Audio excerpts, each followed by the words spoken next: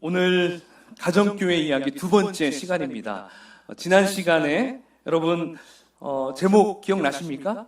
예수님이 꿈꾸셨던 교회, 이거에 대해서 함께 은혜를 나누었습니다.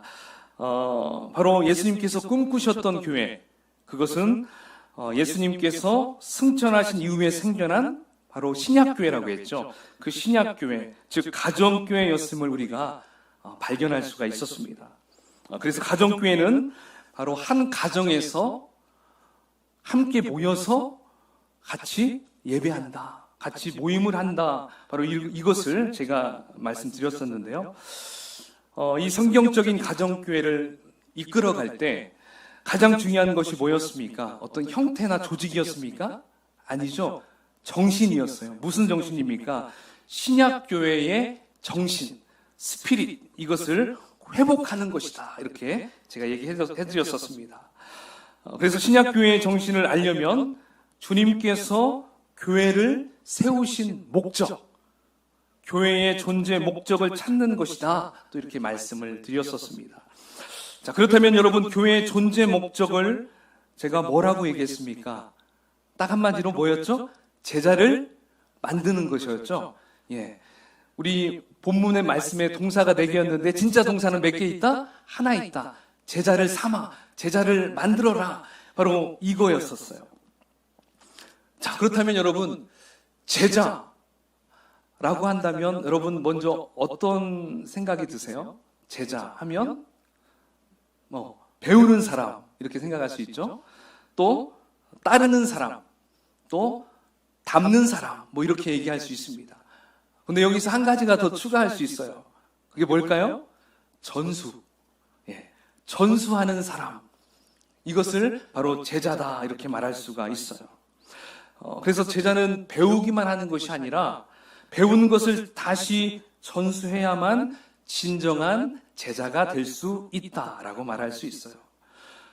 여러분, 보통 석사과정, 박사과정 밟는 사람들, 그 사람들은 담당 교수님이 있어요. 그죠? 그 교수님에게 어떤 독특한 어떤 이론들, 이런 것들을 배워요. 배워서 어떻게 합니까? 그냥 끝내는 게 아니죠.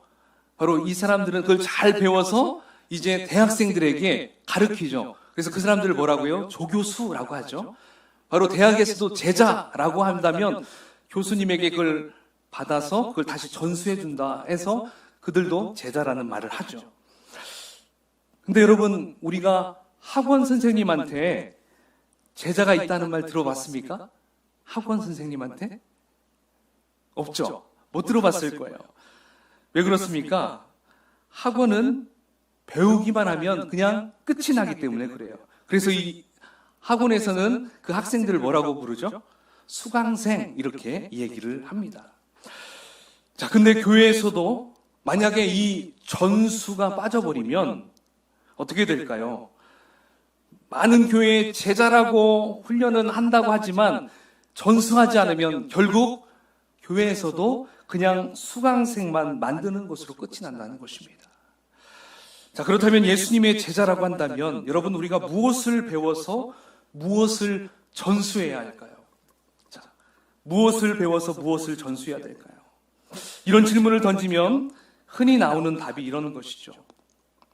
말씀이죠. 이렇게 얘기하죠. 말씀. 복음입니다. 이렇게 우리가 말을 하죠. 이건 틀린 게 아닙니다. 맞습니다.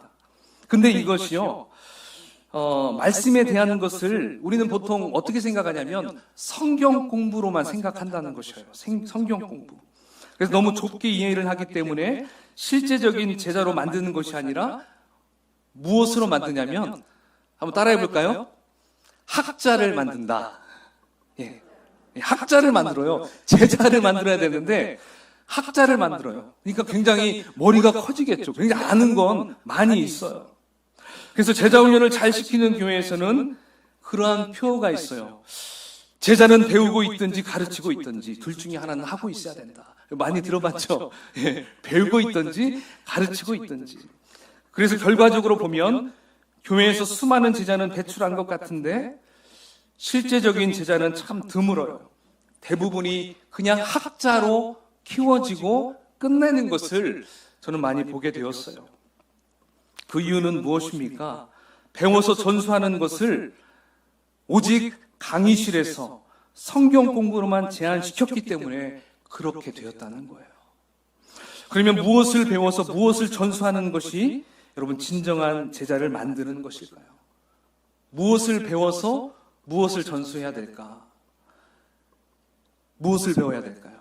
그것은 바로 예수님의 삶을 배워서 그것을 다시 전수해 줘야 한다는 것입니다. 여러분, 예수님께서 지상명령, 오늘 같이 읽었던 이 본문의 말씀 무엇입니까? 가르쳐라 하신 다음에 뭐라고 하셨어요? 지키게 하라 이렇게 말씀하셨습니다. 바로 지킬 수 있도록 가르쳐라 이거예요. 가르치고 끝을 내지 말고 지킬 수 있도록 가르쳐라. 그래서 진정한 제자가 만들어지는 교회는 예수님처럼 삶을 살아가려고 하고 또 그것을 전수하려고 한다는 것에 있다는 거예요. 그런데 여러분, 예수님의 삶, 이것도 좀 어때요? 구체적입니까? 추상적입니까? 좀 뭔가 추상적으로 느껴져요. 그래서 우리가 배워야 할 이러한 예수님의 삶, 이것을 좀 구체적으로 이야기를 한다면 두 가지로 이야기할 수가 있어요. 첫 번째는 예수님의 사역입니다. 그 다음에 두 번째는 예수님의 성품입니다. 예수님의 사역과 예수님의 성품. 추운가요? 네. 꺼드릴까요? 네. 예수님의 뭐라고요? 첫 번째? 사역. 두 번째? 성품. 여러분, 예수님의 사역. 여러분, 예수님께서 이제 최후의 만찬할 때에 그 돌아가시기 전날 밤 제자들과 함께 만찬에서 아주 충격적인 이야기를 합니다. 어떤 이야기를 하냐면 너희들 중에 나를 배반하고 나를 팔 자가 있을 것이다. 그리고 나는 십자가에 죽을 것이다. 여러분, 이 말씀을 들은 제자들이 얼마나 두려웠을까요? 굉장히 어땠을까? 충격적이었을 거예요. 그런데 예수님은 곧바로 이어서 위로의 말씀을 해주십니다. 그 말씀이 요한복음 14장 26절인데요. 우리 눈을 크게 뜨고 한번 읽어보겠습니다. 자, 보혜사 시작. 보혜사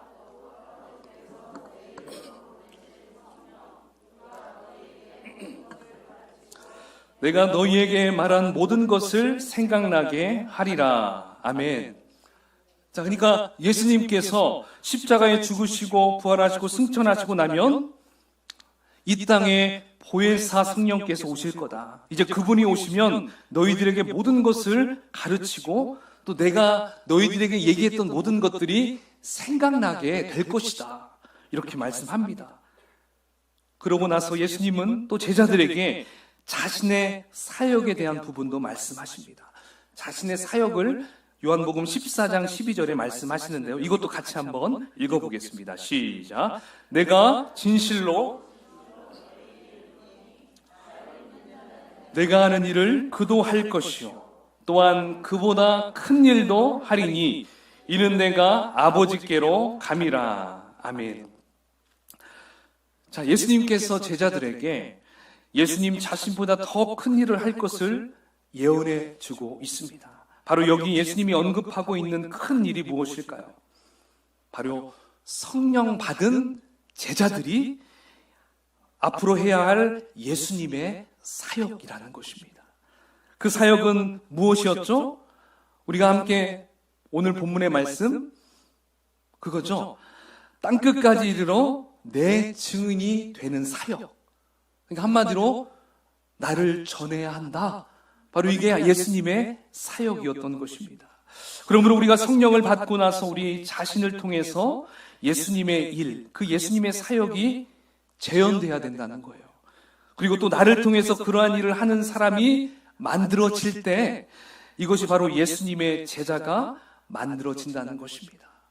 내가 예수님의 말씀, 그 사명을 전하고 그 예수님의 그 사명 전한 그 말씀을 들은 사람들이 또다시 그 말씀대로 제자가 되어가는 것. 바로 이것이 예수님께서 우리에게 주신 사역이라는 것입니다. 예수님의 삶을 닮아가는 그 첫 번째 예수님의 그 사역을 의미하는 것입니다. 여러분, 만약에 이것을 교회 공동체로 본다면 어떻게 생각할 수 있을까요? 바로 이것은 성령님을 통해서 바로 이루어지게 되고, 교회가 그런 일을 하는 사람을 만들어내는 일이 계속적으로 반복이 될 때 그 교회는 제자 훈련을 하는 교회다, 이렇게 말할 수가 있습니다.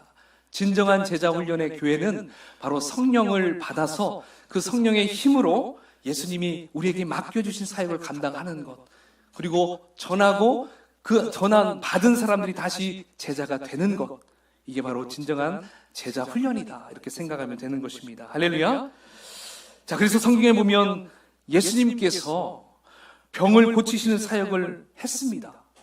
그렇다면 우리도 성령을 받게 된다면 병 고치는 역사, 병 고치는 사역을 감당할 수 있을까요? 없을까요? 있어요. 누구 은사 받은 사람만 할 수 있는 게 아니라 우리도 성령을 다 받았기 때문에, 여러분 예수님을 나의 구주로 영접한 즉시 성령이 여러분 심령 가운데 임하실 줄 믿으십니까? 그렇다면 이 사역, 우리가 병 고치는 사역도 우리가 감당할 수 있다는 거예요. 귀신을 쫓는 사역도 우리가 감당할 수 있다는 것입니다. 예수님이 하셨기 때문에 우리도 한다는 것이죠. 그리고 여러분, 우리가 하는 이 사역을 하는 것을 옆에서 바라봤던 또 다른 우리의 목원들이 있었죠. 우리를 통해서 전도받은 사람들, 우리를 통해서 그 사역을 배우는 거예요. 또 우리의 다음 세대 아이들이, 우리 부모 세대들이 하는 것을 보고 우리 아이들도 똑같이 하는 거예요.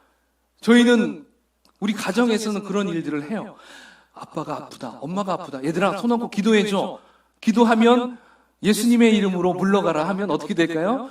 병이 도망가요. 여러분, 바로 이거예요. 전수해 주는 게 바로 진정한 제자 훈련이다. 이것을 우리가 기억해야 한다는 것이죠. 자, 그럼 두 번째는 예수님의 삶, 두 번째는 예수님의 성품. 따라해 볼까요? 예수님의 성품.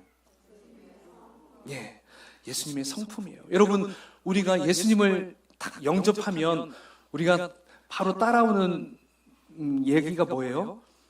이제 예수님을 닮아야 합니다, 이렇게 얘기합니다. 예수님을 닮아야 한다. 근데 여러분, 예수님을 닮아가는 것, 우리의 노력으로, 우리의 수양으로 가능할까요? 참 어렵죠. 하려고 하면 또 넘어지고, 하려고 하면 안 돼요. 따라서 이 일도 여러분 누가 맡으셨냐면 성령님이 일도 같이 함께 맡으셨어요. 예수님의 사역을 맡으신 것처럼 이 예수님을 닮아가는 것도 바로 우리와 함께 도와주신다는 거예요, 성령님이.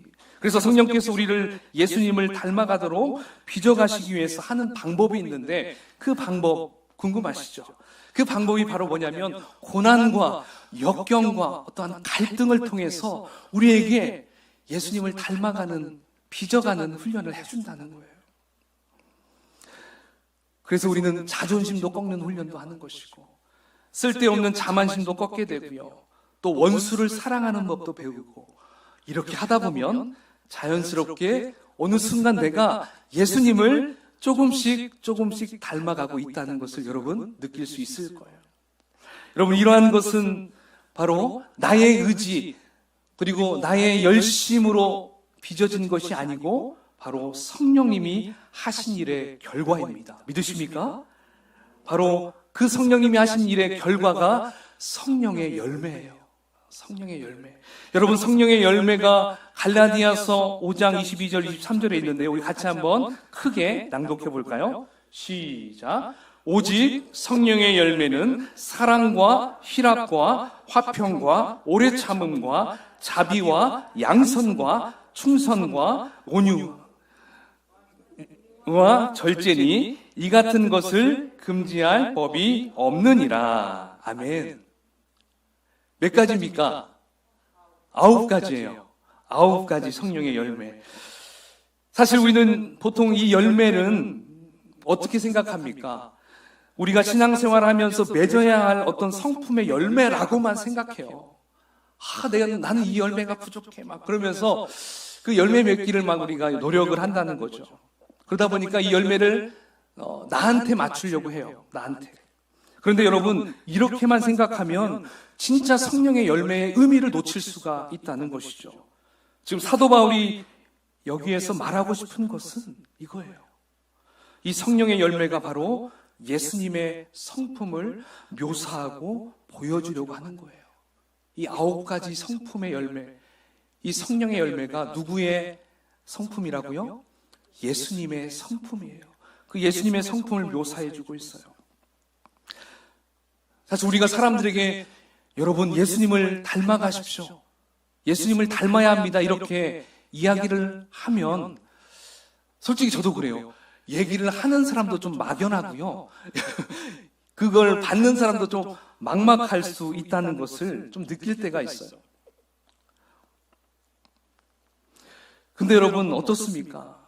이 열매는요, 사실 예수님의 성품이기 때문에 우리가 예수님을 닮고 싶다 하면은 그 성품의 열매를 우리가 내 안에서 맺어가면 자연스럽게 예수님을 닮아가게 된다는 것입니다. 믿으십니까? 그리고 그 열매를 통해서 내 자신을 이렇게 점검할 수가 있다는 것이에요. 그러므로 성령께서 이 땅에 내려오신 이유는 바로 교회를 위해 오신 것이고, 그렇죠? 이 땅에 그리스도인들이 복음의 증인된 삶을 살게 하시기 위해서 내려오셨고요. 또 제자를 만드시기 위해서 내려오셨어요. 또 있어요. 바로 성령의 은사를 우리에게 주신 것은 예수님의 사역을 우리가 할 수 있게 하시려고 주신 것이고요. 그리고 성령의 열매를 맺게 하신 것은 우리를 통해서 예수님을 닮아가는 사람이 되게 하시려고 바로 이것을 전수했다는 것입니다. 성령님이 하신 일이 너무나 많죠. 우리는 그냥 단순히 성령님 오셨어서 그냥 저를 도와주세요 이렇게 생각했는데 성령님이 하시는 일이 이렇게 많이 있다는 것입니다. 개인적으로도 하는 일이 있고 교회적으로도 하는 일이 이렇게 많이 있다는 것을 우리는 볼 수가 있어요. 자, 이제 본문에서 이제 예수님께서는 제자를 만드는 방법, 이제 3가지를 제시해 줍니다. 그 첫 번째, 고, 가서입니다. 어디로 가야 됩니까? 복음이 전해지지 않은 곳으로 가라. 교회를 세워놓고 믿지 않는 사람이 오기를 기다리는 것이 아니라 교회를 세웠다면 이제 너희들이 가야 한다. 아파트로 가야 한다. 공원으로 가야 한다. 이거예요. 막연하게 기다리면 안 돼요. 여러분 이제 기다리니까 잘 안 오죠? 이제 우리가 나가야 할 때가 된 거예요. 예, 안 와요. 이제 안 옵니다. 우리가 나가야 돼요. 주중에도 나가야 돼요. 가지고 있는 걸 가지고 나가야 됩니다. 나가야 할 때가 된 것 같아요. 제가 기도하는데 하나님께서 이제 나가야 되겠다 말씀해 주셔요. 그러니까 여러분 이제 나가야 돼요. 자, 2번째 또 어떻게 해야 됩니까? 아버지와 아들과 성령의 이름으로 뭘 베풀어야 돼요? 침례를 베풀어야 한다는 것입니다. 그리고 3번째, 예수님이 분부한 것을 가르쳐 지키게 해서 제자를 만들어라. 바로 이것이 우리에게 예수님께서 하시는 제자 만드는 방법입니다. 자, 가장 먼저 고우에서 시작합니다. 가라, 침례를 줘라, 가르쳐 지키게 하라. 바로 여러분 이 3가지를 딱 줄여서 한다면 이거예요. 우리 가정교회가 가장 많이 이야기하는 표예요. 영혼 구원하여 제자 삼아라. 한번 따라해 볼까요? 영혼 구원하여 제자를 삼아라. 제자를 만들자. 예, 이거예요. 이 예수님의 방법은, 사역의 3가지 방법은 영혼 구원에서 제자를 만들으라, 이것을 의미합니다. 그래서 교회의 존재 목적을 어디에다 뒀냐면 영혼 구원에서 제자를 만드는 것에 둔 것입니다.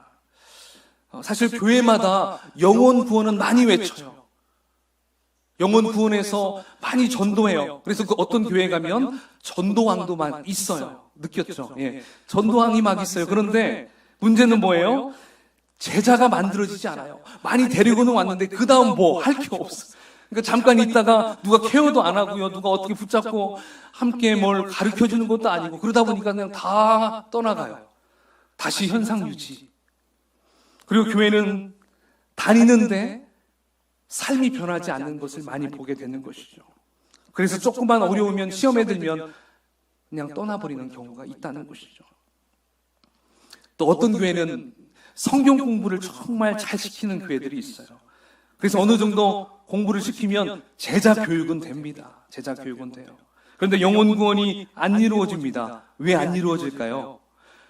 그러니까 제자 교육 그 팀원들이요, 불신자가 아니라 그냥 신앙생활을 잘하는 사람들끼리 모아놓고 거기서 교리 공부하고 거기서 막 말씀 공부하고 그러다 보니까 제자 교육은 되는 것 같은데 새로운 영혼 구원은 이루어지지 않는다는 것입니다. 여러분, 그렇다면 가정교회는 어떨까요? 가정교회는요, 영혼 구원만으로 끝나지 않아요. 이미 예수 믿은 사람 모아놓고 제자 교육도 하지 않아요. 철저하게 믿지 않는 사람에게 복음을 전해서 바로 그 사람을 제자로 만든다는 것입니다. 즉, 영혼 구원에서 제자 만드는 것을 바로 이 가정교회는 실현시킬 수 있다는 것이죠. 그래서 제가 이렇게 이야기하고 있지만 여러분 어떻습니까? 좀 추상적일 수 있어요. 근데 훈련을 어떻게 해? 뭐 좀 이렇게 할 수 있잖아요. 훈련. 여러분 참 다행인 것은 이 가정교회 안에는요, 바로 이러한 추상적인 것을 구체화시킬 수 있는 방법이 있어요. 여러분 목장 다 해보셨어요. 해보신 분들 많이 있을 거예요. 좀 이렇게 뭐 가정교회에서 좀 이런 방법도 있다고 하더라고요. 어떤 방법이 있냐면 좀 안 믿는 사람에게 이제 복음을 전해요. 불신자를 복음을 전해서 잘 양육을 시킵니다. 그러다 보면 이제 목장 안에서 이렇게 사람이 많아지면 뭐가 일어나죠? 분가가 일어나죠. 분가가 일어날 때 그냥 띄워주는 게 아니라 좀 불신자들끼리 모아놓은 그 목원들이 있어요. 그 목원들을 딱 분리해서 그 불신자가 양육받아서 좀 훌륭한 목자감이 됐을 때 그 목자감을 이제 목자감을 이제 무슨 목자라고 하죠? 그 진짜 목자 되기 전에 예비 목자죠. 예. 예비 목자로 삼아서 거기를 이렇게 줘요. 그러면 그 목자가 그들을 케어하면서 목자 목류가 있겠죠. 그렇게 하다 보면 이제 정말 진짜 목자로 안수를 받고 목자로서 잘 이끌어서 이제 그분이 수명을 다해서 예수님 앞에 딱 섰을 때 어떻게 고백할 수 있을까요? 예수님, 저도 주님의 제자를 만들었습니다. 구체적이잖아요. 그렇죠? 그러니까 여러분, 불신자가 제자가 되어서 그 제자가 또 다른 제자를 만드는 것, 바로 어디에서 이루어질 수 있다는 거죠? 목장에서 이루어질 수 있다는 것입니다. 바로 가정교회는 여기에 올인한다는 거예요. 영혼 구원에 올인해요. 그리고 제자 만드는 거에 올인해요. 그 장소가 바로 목장이라는 것입니다. 그래서 가정교회를 하게 되면 모든 프로그램도 영혼 구원에서 제자 만드는 데 집중합니다. 예산도 영혼 구원에서 제자 만드는 데 쓰게 하고요. 그리고 목사의 시간도 영혼 구원에 집중하도록 올인한다는 것이 특징이라고 합니다. 그래서 저도 영혼 구원에서 제자 삼는 이거에 집중하려고 지금 기도하고 있어요. 여러분, 지금 조이풀 교회는 이제 막 키트를 잡아가는 단계잖아요. 그렇죠? 우리가 뭐 1, 2년 하고 있다가 우리 그만할까요? 이게 아니잖아요. 우리는 끝까지 가야 돼요. 예수님 오실 때까지 가야 돼요. 그러니까 이 키트 기반 만드는 작업이 너무 중요해요. 대충 모래 위에다가 세운다 그러면 허물어지잖아요. 그렇죠? 여러분, 그러니까 우리는 가정교회를 위해서 우리는 기반을 잘 닦아야 된다는 것입니다. 아니, 우리가 제자 훈련을 하는 것도 만약에 영혼 구원하여 제자 삼는다, 여기에 초점이 맞춰지지 않으면 어떻게 될까요? 제자를 만드는 것이 아니라 학자를 키우는 일밖에 되지 않습니다. 성령운동도 마찬가지예요. 성령운동이 영혼 구원하여 제자 만드는 데 초점이 안 되면요, 신비주의로 빠진대요. 성령운동도. 그리고 영성운동도 그런데요. 영성운동도 영혼 구원하여 제자 만드는 데 집중하지 않으면 어디로 빠지는지 아십니까? 수도원 생활로 간대요. 수도원 생활. 여러분, 또 사회봉사도 그래요. 세상을 섬기는 것 중요해요. 근데 영혼 구원하여 제자 만드는 데 집중하지 않으면 세속주의로 빠지게 되는 것이 바로 이 사회봉사라고 합니다. 그러므로 우리가 영혼 구원에서 제자 만드는 일에 집중하게 되면 바로 교회에서 나올 수 있는 여러 가지 문제거리들이 있잖아요. 그런 것들이 다 해결된다는 것을 여러 목사님을 통해서 실제 들어보는 경험이 있습니다.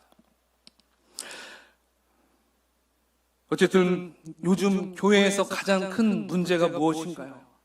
그래도 장년들은 교회에 잘 이렇게 오셔요. 예배도 드려요. 근데 문제는 우리 자녀 세대, 다음 세대 아이들이 교회를 떠나는 것이 참 문제잖아요. 일반 기성교회들은 그게 가장 문제예요. 그러니까 장년들은 막 200명, 300명 이렇게 넘치는데 주일학교 아이들은 열 몇 명. 예. 청소년도 얼마 없고요. 그래요. 상황이 왜 그럴까요? 영혼 구원에 열심을 하지 않기 때문에 그래요. 제자 만드는데 아무런 관심을 갖지 않기 때문에 그래요. 근데 여러분, 우리 가정교회는 어떻습니까? 청소년 목장이 있어요. 그 목장에서 아이들이 자연스럽게 목장을 통해서 몸에 배게 되죠. 그러다가 청소년 아이들이 청년이 되면 청년 가정 목장이 돼요. 그럼 거기에서 또 삶을 나누면서 끈끈해져요. 그러면서 이들이 결혼하면 자연스럽게 장년 목장이 돼서 그 또 목장을 이루어가는 거죠. 그러면 자연스럽게 우리 부모 세대 그 자녀들이 그 어린 시절부터 장년의 목장까지 쭉 연결이 되기 때문에 결코 흔들리지 않는 바로 놀라운 하나님의 그 사역이 이루어진다는 것입니다. 신앙의 전수도 자연스럽게 이루어진다는 것이죠. 자, 그러면 여러분 제자 훈련을 어떻게 훈련을 시켜야 될까요? 성경대로 하면 되겠죠? 예수님이 하신 방법대로 하면 돼요.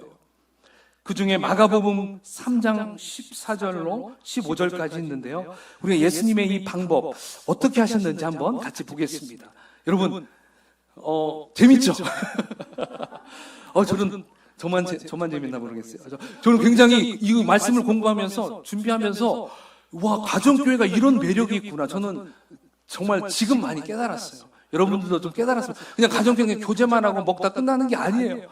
굉장히 깊은 비밀이 여기 다 있어요. 자, 예수님의 사역 방법 읽어보겠습니다. 시작.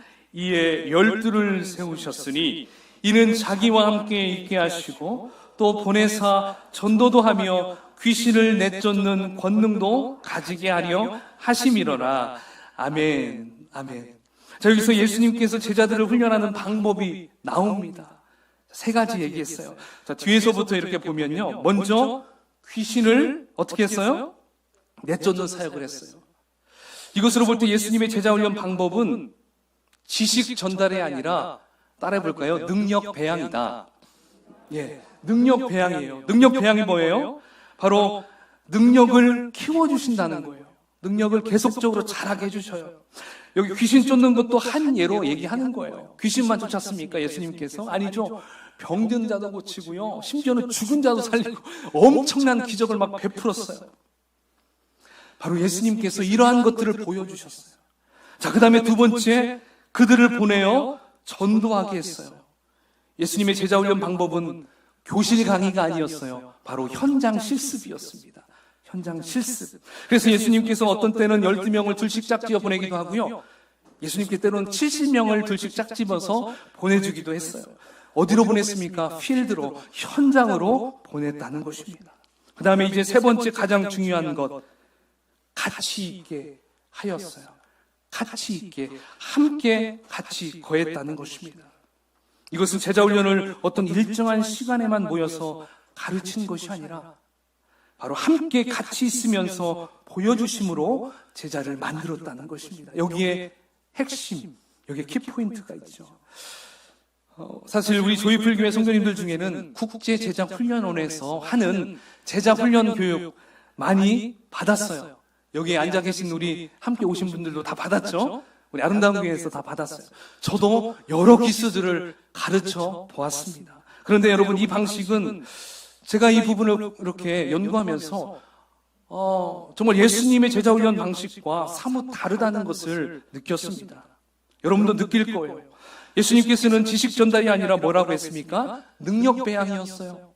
그리고 어디에서 가르쳤습니까? 교실 강의가 아니라 현장 실습이었어요. 그 다음에 예수님은 삶을 보여주면서 제자를 만들었는데 우리들은 가르치려고만 했던 것을 우리는 알 수가 있습니다. 그렇게 되다 보니까 제자가 되는 것이 아니라 대부분 학자로 끝나버린 것을 봅니다. 실제 그래도 아름다운 교회는 목장을 하면서 병행하면서 하다 보니까 목자님들도 많이 배출하고 그랬는데, 목장하기 전에는요, 제가 진짜 보았을 때 훈련 마치고 아무것도 안 하세요.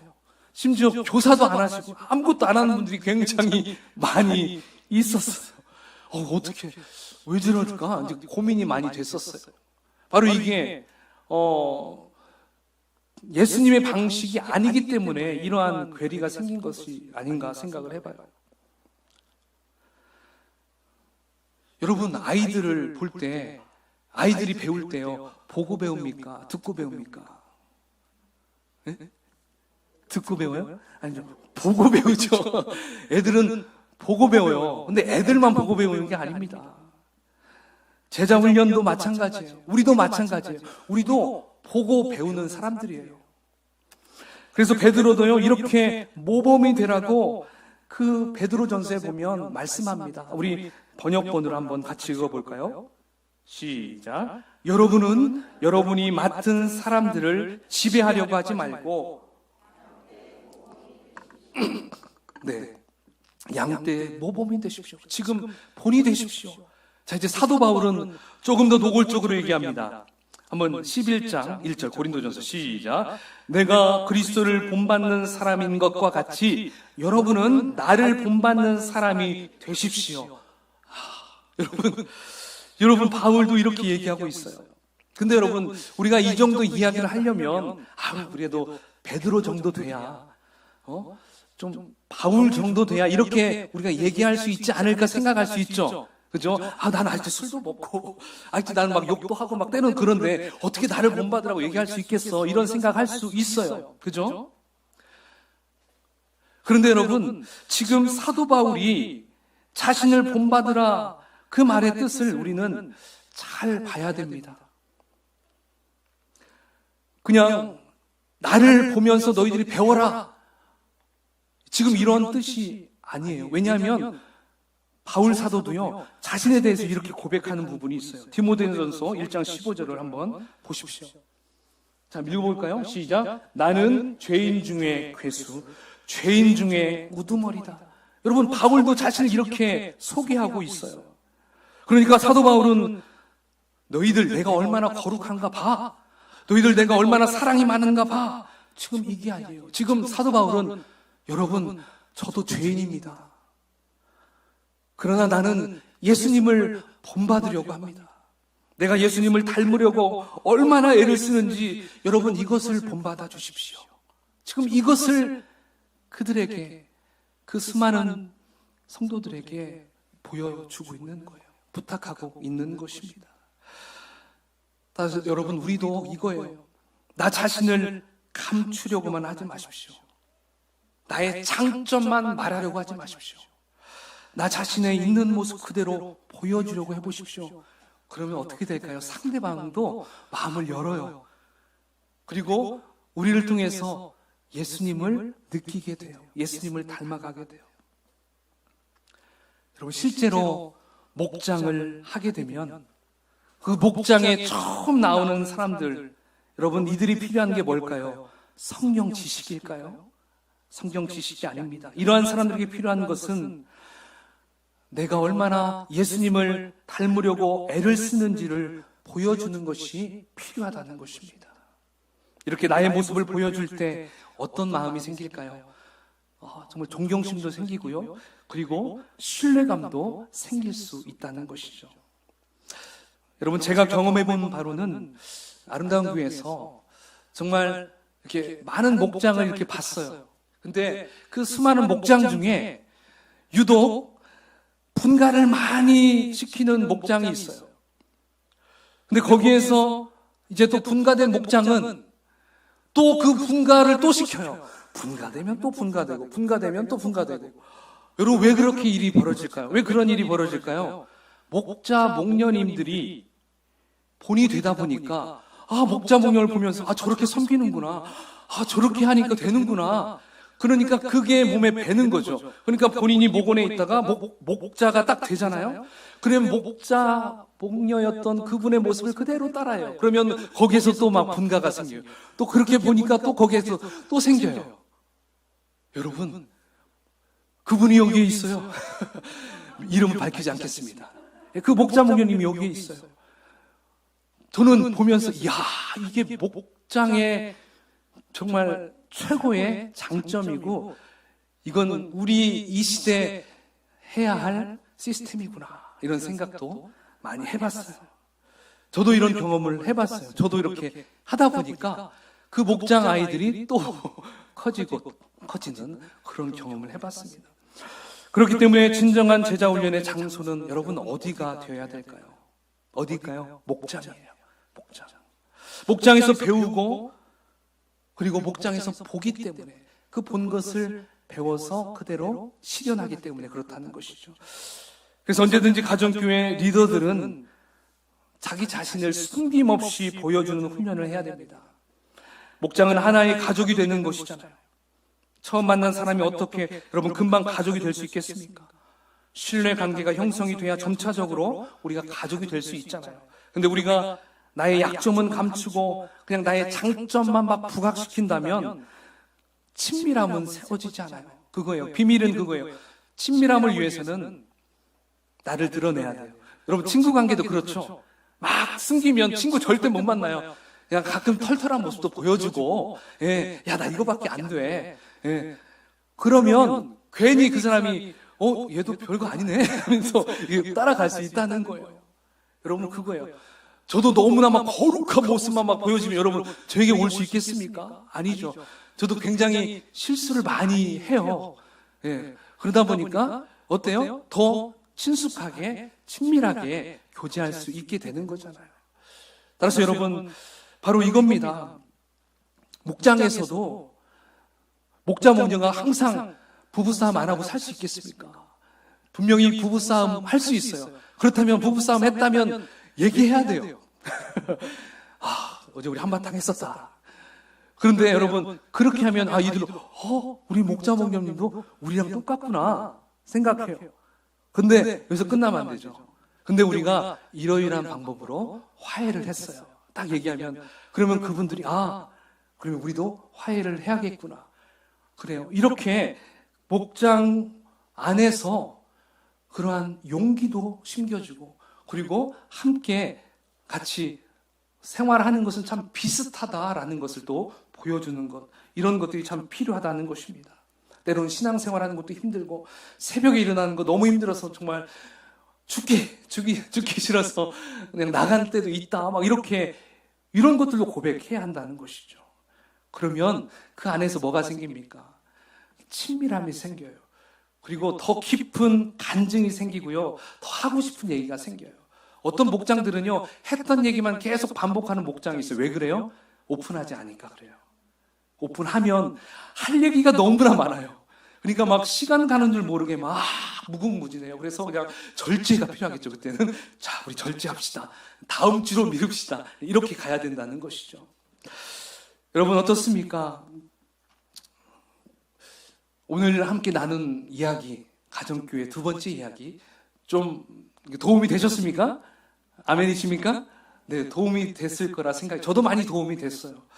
바로 교회의 존재 목적, 영혼 구원하여 제자를 만드는 것. 바로 이것은 교회 안에서 어떤 교실 안에서 이루어지는 것이 아니라 목장 안에서 삶 가운데 우리를 통해서 많은 사람들이 자연스럽게 제자 훈련이 된다는 것입니다.